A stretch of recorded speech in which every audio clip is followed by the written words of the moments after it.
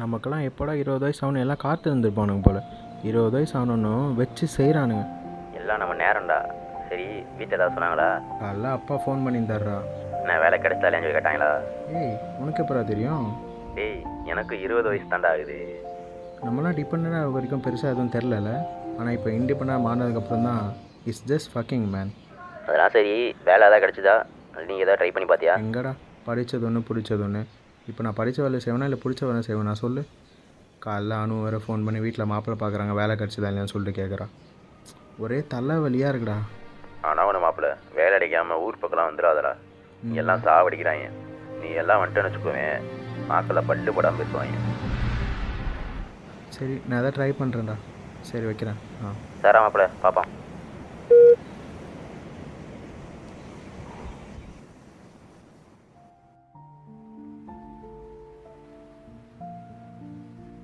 எப்படியோ நீ வேலைக்கு போகிற மாதிரி எனக்கும் தெரியல. எங்கள் வீட்டில் இப்போவே எனக்கு அலைன்ஸ் பார்க்க ஆரம்பிச்சிட்டாங்க.